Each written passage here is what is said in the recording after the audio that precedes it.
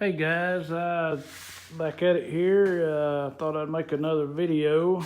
As you can see here, I kind of skipped part 2 and 3 and probably 4 on videos, so my apologies.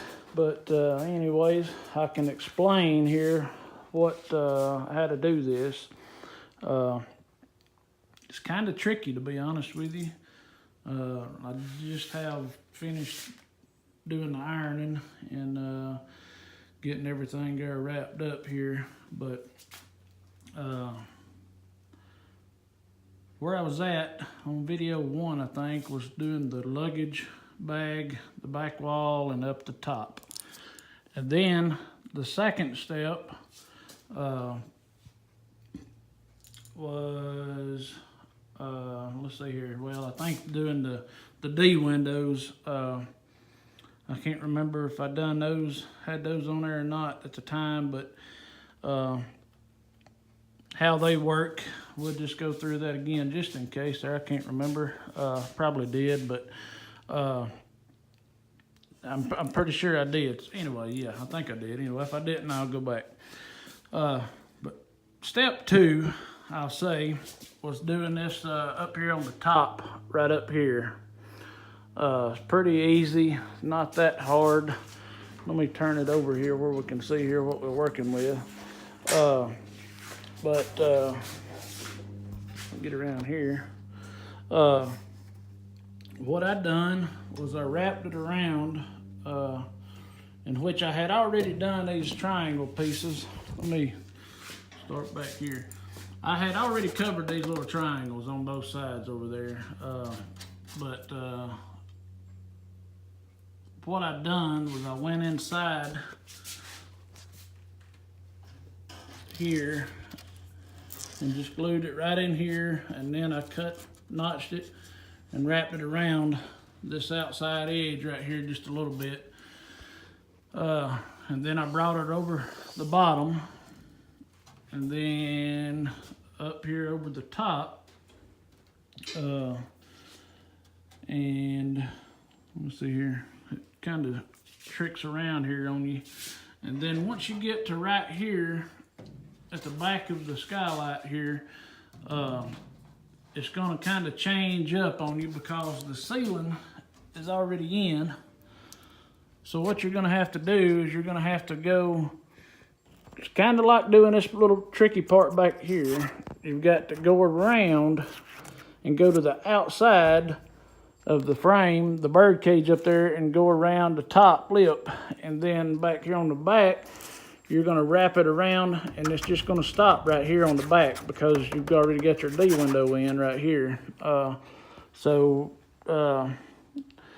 you can do this first and then go back and do the D windows. I mean, either way, because if you do this first, you can bring it all the way outside and wrap it out here, and then your D window is going to come out here to the outside and wrap. So either way is fine on that, as long as you got enough glue on it to hold it. Now the big tricky thing was doing these side walls, man. I mean, it's just a lot of cutting and trying to, get everything there spaced and placed just right, and stuff like that. But I had to take a big pause there. One reason there, what took me so long was after I had started covering, and I highly suggest go ahead and do your painting. Paint your metal parts first before you ever put fabric on anything, baggage, anything. It got kind of tricky there on me. Once I got it started, I started up the back and I got up here, and then I got looking. I was like, man, there ain't gonna be no way there to really get in here to get paint to spray on top of this overhead bar right here. And as you can see, I mean, it's kind of tight back up in here. So what I done is I had already had the top covered, as you saw. I didn't do, this wasn't here. So what I done is I took my airbrush gun and got up in there and sprayed it up there on the top, and got it all, painted up good and stuff. But you want to paint this part not necessarily this, but I left this open because I had to get in there I didn't want to wrap each one of these up and all that, you know, but I had to get in there to spray. And this other side over here, I did paint it all up because what I'm going to do is I'm going to make me an aluminum panel that's going to go up here because I've got the 8-gallon wing tank, and my fittings is going to come in and fuel, you know, gauge stuff right here, and my mag switch and everything. So that's what I'm going to do there. That's why we hadn't put any fabric over there yet. So, but anyways, let me see here where I'm at. You know, you want to, you know, you can, but you don't have to, you know, but I'm using polyfiber or polytone paint. This is actually Mark II. Had a big problem with it at first because I had wiped everything down with C2210 paint and surface cleaner made by Polyfiber. That is the wrong thing to do if you're using Mark II paint. This is this new stuff here that they've come out with. It's like a 2-part paint, 1-to-1. You mix it.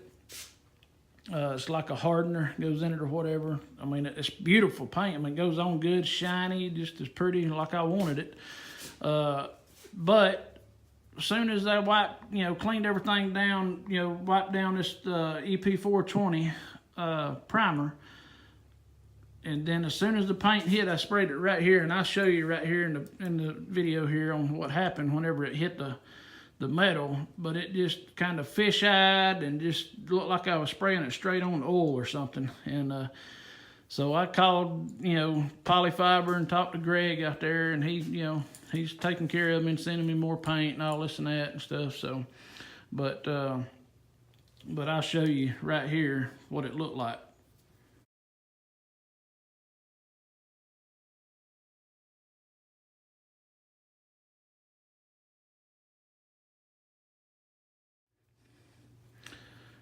And as you can see, it was pretty bad. And so I went back and cleaned everything down with MEK.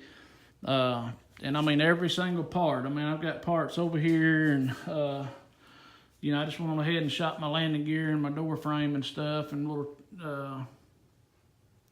window trim stuff. So, down here where the landing gear bolt's on at, the door, I just kind of hit them little brackets, you know, and then the window post and stuff. But anyway, back to the fabric here. And paint this down in here black. This bar right here, you might as well just go ahead and spray it all the way over black. And then, you know, your bearing down in here on both of them. And then I just kind of hit this back in here, and I got to hit these with, probably just take some black paintbrush, some of this car paint, automotive paint that I used here, and just paint both of these up with a little brush. And then up here on the top bar, and then up here, and I got the new bars. I kind of, when I brought the airframe home from the airport, for my hanger, I had these removable tubes right here, or whatever. I had them just stuck down in there, and they were just kind of dangling around. Well, when I put it on the trailer, I said, well, don't forget to get them tubes out. And what did I do? I got almost to the house, and I looked back in the mirror, and I saw them tubes were gone, and I said, man. So I backtracked, and I found one of them in the highway, flat and crushed. I mean, it was demolished. And so Bill at Univar is supposed to be sending me some new ones. Been waiting on them for about 2 weeks now. I don't know what's up with that, but anyways, the first ones they sent me were too small. So anyways, all right, here we go, back to the fabric. What you want to do is the side, what I done is I laid it in here first, just kind of laid the fabric in, and took little clips and clipped it all on good. I started up here at the front, and I marked everything. First I took some kind of 50-50 with Polytack and MEK and thinned it down real good where it's real runny, like water almost. And I took a brush, and everywhere I was going to be cutting, I just kind of hit it with the brush so it don't fray, so it cuts a lot easier and makes prettier cuts that way. So, but do that, get your sidewall put in, and right here, all I done is just kind of you know, like I was saying before, some people right there will stitch a seam in right here, but this right here is just perfect, you know, goes right around with the flow. So I got that wall put in, and then get this one here put in. And, you know, once you get it all in, don't cut your hole out for your seat bracket until you, get it all in pulled tight before you ever put an iron there on it, really. Take your knife and just cut it. Just a real sharp, brand new razor blade, just straight razor blade, like these right here I got on the table right here. And just cut it, little slits in it, and let it push in, and then put some glue on it and glue it down to that tube and around the bracket. And then you can take your iron, well, not then, but let me back up. Get all of your holes and throttle covers and trim covers and stuff here cut out, wrapped around, folded in good, glued in, and let them dry good for at least an hour before you try to do any shrinking. And then the next thing was this right side over here. Got it put in same way, you know, pretty easy. And then do these little triangle pieces up here or whatever on the back. And that's about it. Pretty easy.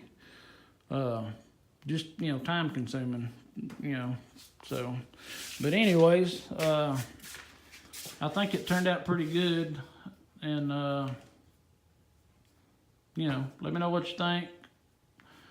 Hopefully this video here will help somebody out. And I've got paper wrapped around the post here just to kind of keep them from getting scuffed up, leaning over in it and stuff so much, you know.